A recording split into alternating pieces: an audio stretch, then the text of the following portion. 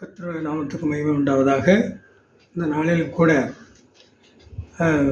தியானத்திற்காக ரோமருக்கு எழுதிய நிருபத்தில் 10ஆம் அதிகாரத்தில் 2வது வசனத்தை நாம் தியானத்திற்காக எடுத்துக்கொள்வோம். தேவனை பற்றி அவர்களுக்கு வைராக்கியம் உண்டென்று அவர்களை குறித்து சாட்சி சொல்லுகிறேன். ஆகிலும் அது அறிவுக்கேற்ற வைராக்கியம் அல்ல. எப்படி என்றால், அவர்கள் தேவ நீதியை அறியாமல் தங்கள் சுயநீதியை நிலைநிறுத்த தேடுகிறபடியால் தேவநீதிக்கு கீழ்ப்படியாமல் இருக்கிறார்கள் என்று சொல்லப்பட்டிருக்கிறது. என்ன சொல்கிறார்? இஸ்ரேல் ஜனங்களை குறித்து சொல்கிறாரு. அப்போ என்னென்னா, அவங்க வைராக்கியமாக இருக்கிறாங்க, தேவனை குறித்து அவர்களுக்கு வைராக்கியம் உண்டு அப்படின்னு சொல்கிறார். அந்த வைராக்கியம் ஆவிக்கேற்ற வைராக்கியம் இல்லை அப்படின்னு சொல்லப்படுகிறதை நம்ம பார்க்க முடிகிறது.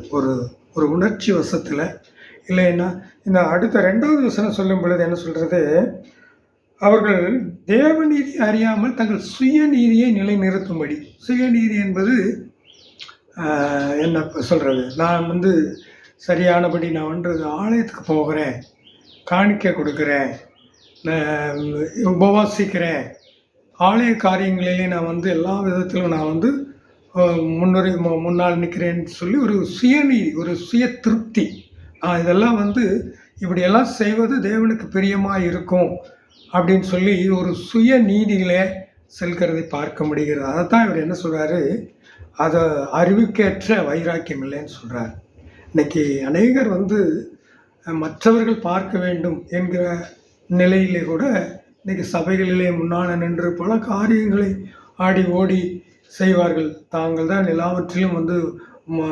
எல்லாவற்றையும் தங்களாக எடுத்து செய்கிற போல, ஒரு முக்கியத்துவம் கொடுத்து செய்கிறதை போல காட்டிக்கொள்வது. அதுதான் சொல்கிறாரு, அது அறிவுக்கேற்ற வைராக்கியம் இல்லை என்று சொல்லி. அந்த நம்முடைய வாழ்க்கை, நம்முடைய விசுவாசம், நம்முடைய ஆவிக்குரிய வாழ்க்கையில் தேவன் மனிதர்கள் பார்க்கிறார்களோ இல்லையா? வேதம் என்ன சொல்லுகிறது? மனிதன் முகத்தை பார்க்கிறான், வெளித்தோற்றத்தை பார்க்கிறான். ஆனால் தேவனும் உள்ளத்தை பார்க்கிறான். நம்முடைய செயல்பாடு எப்படி இருக்கிறது?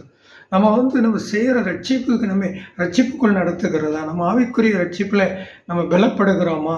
தேவ அன்பிலே பலப்படுகிறோமா? விசுவாசத்தில் பலப்படுகிறோமா?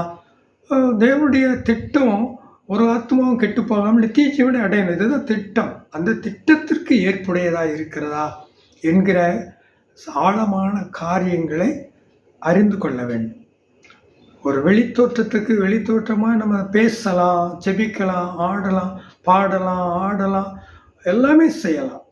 ஆனால் அது ஆவிக்குரிய அறிவுக்கேற்ற வைராக்கியம் இல்லை என்று தெளிவாக சொல்லுகிறார். அன்பான தேவ பிள்ளைகளே, நம்ம இன்னும் அதிகமாக நம்முடைய காரியங்களை நாமே நிதானித்து அறிந்து தேவ சித்தத்துக்கு ஒப்பு கொடுப்போம். கர்த்தர் நம்மை ஆசீர்வதிப்பார்.